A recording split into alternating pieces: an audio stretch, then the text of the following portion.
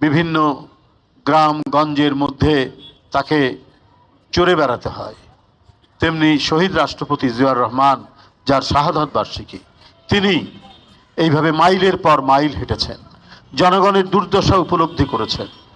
উপলব্ধি করে তিনি এমন এমন কর্মসূচি গ্রহণ করেছেন যে সাধারণ মানুষ তার নাম দিয়েছে রাখাল রাজা। সাধারণ মানুষকে উন্নতির জন্য তার ওই অল্প সময়ের মধ্যেই ব্যক্তিগতভাবে মানুষ যদি সৎ হয়, ডাইনামিক হয়, গতিশীল হয়, তাহলে অল্প সময়ের মধ্যে একটি জাতির ভাগ্যের পরিবর্তন করা সম্ভব, যেটা জিয়াউর রহমান করেছিলেন। তিনি এমন সময় ক্ষমতায় এসছেন, একদিকে রাজনৈতিক সংকট, আরেকদিকে অর্থনৈতিক সংকট, ক্ষুধা, দারিদ্রতা, মানুষ এক মুঠো ভাত পাচ্ছে না। ৭৪-এর দুর্ভিক্ষের কথা নিশ্চয়ই আপনারা ভুলে যাননি।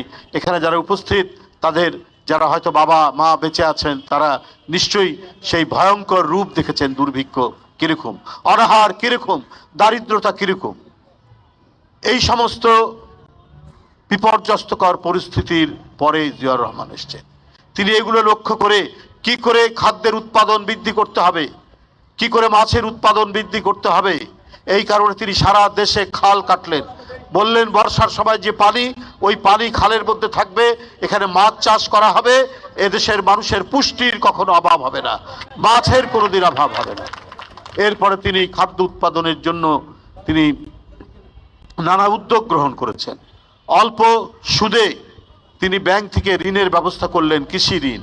এই ধরনের অনেক পদক্ষেপ তিনি নিয়ে গোটা জাতিকে একটা শক্ত ভিত্তির উপর দাঁড় করিয়েছিলেন বলেই আজও শহীদ রাষ্ট্রপতি জিয়াউর রহমান মানুষের কাছে অত্যন্ত শ্রদ্ধেয়, মানুষের কাছে অত্যন্ত একজন অনুকরণীয় নেতৃত্ব হিসাবে তিনি প্রতিষ্ঠিত হয়েছেন।